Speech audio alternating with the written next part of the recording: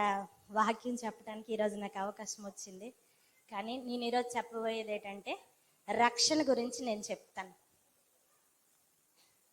రక్షణ అంటే మనకందరికీ తెలిసినటువంటి టాపిక్ ఇది. రక్షణ అంటే ఏంటి మనకు తెలుసు. యేసు అని పేరే రక్షణ, యేసయ్యలోనే రక్షణ ఉంది, తెలుసు మనకి. రక్షణ అంటే ఏంటి, అసలు నిజమైన రక్షణ అంటే ఏంటంటే యేసయ్యని నమ్ముకోవటమే, అంతే. ఇంకా అందులోనే ఉంది బైబిల్ మొత్తమున్న. నిజమైన రక్షణ అంటే మన హృదయమునందు యేసయ్య ప్రభువని మన నోటితో ఒప్పుకోవాలి, ఒప్పుకొని హృదయమందు విశ్వసించాలి, నమ్మకం ఉంచాలి.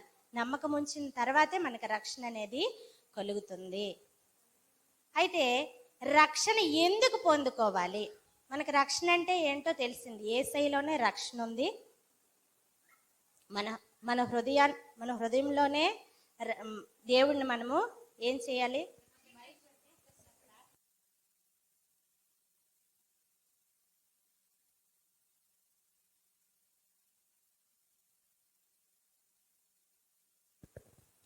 రక్షణ అంటే ఏమిటి?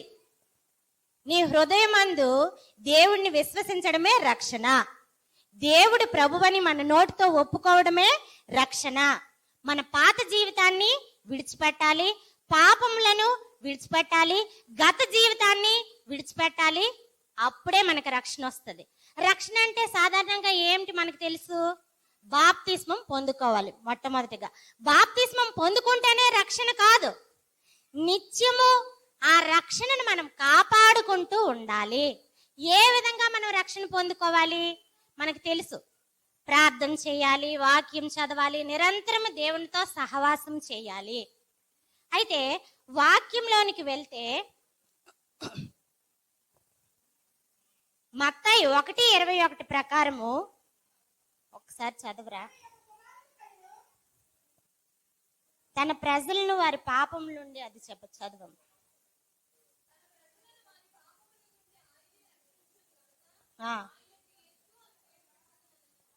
యేసయ్యలోనే రక్షణ ఉంది. తన ప్రజలను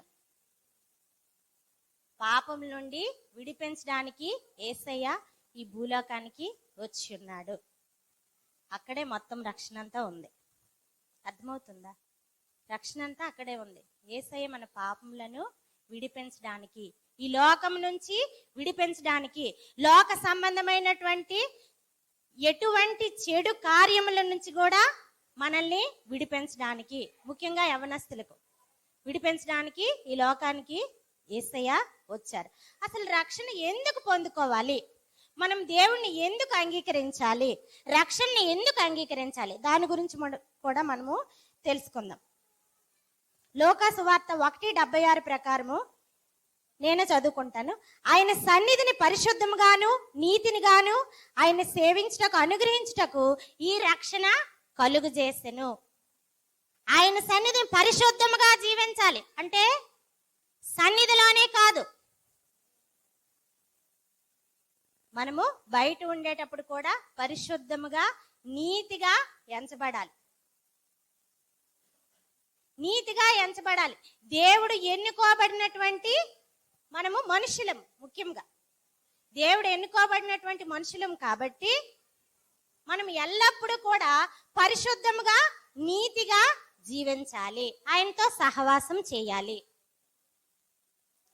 మొట్టమొదటిగా ఏం నేర్చుకున్నాము? రక్షణ అంటే ఏంటని నేర్చుకున్నాము. అలాగే రక్షణ ఎందుకు పొందుకోవాలి అనేది నేర్చుకున్నాము. అయితే ఈ రక్షణ పొందుకున్న తర్వాత మరలా పాపంలో పడిపోకూడదు, లోకంలో పడిపోకూడదు. రక్షణ అంతము వరకు ఉండాలి. మనము మరణించినంత వరకు కూడా రక్షణ అనేది నిరంతరం కొనసాగుతూ ఉండాలి. మన రక్షణ కొరకు కనిపెట్టుకొని ఉండాలి. అది నేను చెప్పట్లేదు, బైబిల్లో ఉంది. మార్కు 13:13 ప్రకారము అంతము వరకు సహించిన వాడే రక్షణ పొందును. నిరంతరము ఎన్ని శ్రమలు వచ్చినా, ఎన్ని వ్యాధులు వచ్చినా, ఎన్ని బాధలు వచ్చినా, ఎన్ని ఇబ్బందులు వచ్చినా, ఎన్ని వేదనలు వచ్చినా, ఎన్ని శోధనలు వచ్చినా సరే రక్షణ కొరకు నిరంతరము కూడా కనిపెట్టుకొని ఉండాలి. అయితే సిలువలో మన గురించి యేసయ్య ఏం చేశారు? ప్రాణాలను విడిచిపెట్టారు. ఎందుకు? మనం రక్షణ పొందుకోవటానికి. మనం రక్షణ పొందుకోవడానికి సిలువలో ఆయన తన ప్రాణాన్ని విడిచిపెట్టాడు. ఇది నమ్మిన వారు ధన్యులు, నమ్మని వారికి వెర్రితనము.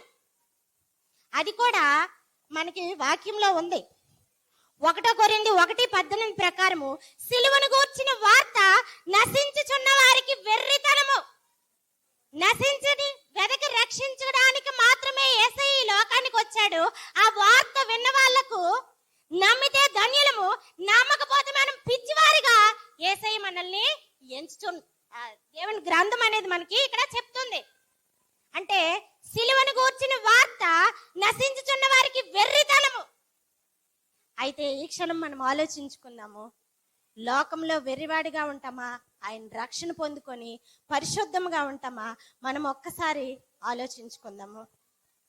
అయితే ఫైనల్గా ఇది యవ్వనస్తుల కోసం కాబట్టి వాళ్ళకి చిన్న అడ్వైజ్ కాదు, హెచ్చరిక కాదు, చిన్న రిక్వెస్ట్ అనుకోండి.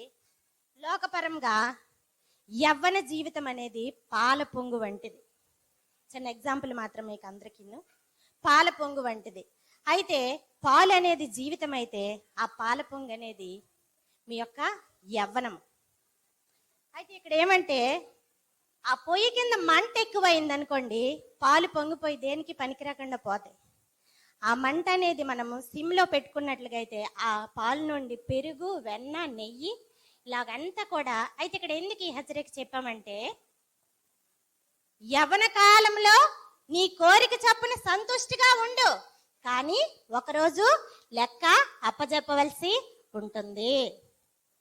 యవ్వన కాలంలో నీ కోరిక చప్పున సంతుష్టిగా ఉండు, కానీ ఒకరోజు దేవునికి నువ్వు లెక్క చెప్పాలి. అప్పుడు నువ్వు రక్షించబడ్డావా? నా కుమారుడా, నా కుమార్తె, నువ్వు రక్షించబడ్డావా? దేవునితో సహవాసం చేసావా? ఆయన రక్షణ కొరకు కనిపెట్టుకొని ఉన్నావా? పరిశుద్ధంగా ఎంచబడ్డావా? నీతిగా ఉన్నావా? నామకార్థముగా ఉన్నావా? మనల్ని మనం ఒకసారి పరిశీలన చేసుకుందాము. అయితే యవనస్తులు ఎటువంటి చెడు ప్రలోభాలకు కూడా, ఆ మంట వంటి చెడు ప్రలోభాలకు లోనవ్వకుండా మనము దేవునికి సాక్షార్థముగా జీవించాలి. ఇంకా ఎప్పుడు కూడా రక్షణను నిరంతరం మనం కొనసాగించినట్లుగా అయితే అదే మనకు రక్షించబడడానికి తొలిమెట్టు. ఆ రక్షణ మనం మధ్యలో విడిచిపెట్టకూడదు. అర్థమవుతుందా? ఆ రక్షణ మనం మధ్యలో విడిచిపెట్టకూడదు. నేను బాప్తిసం పొందేశాను, నేను ప్రార్థన చేశాను, నేను పాట పాడగలను, నేను ఏ విధంగా అయినా చెప్పగలను. నువ్వు మధ్యలో లోకంలో పడిపోతే నీ రక్షణ వ్యర్థమే. వ్యర్థమైన వాడిగా, వెర్రివాడిగా ఉంటావా? పరిశుద్ధంగా, నీతిగా ఉంటావా? నువ్వు ఒక్కసారి పరిశీలన చేసుకో. ఈ అవకాశం ఇచ్చినటువంటి దైవజనులకు వందనాలు.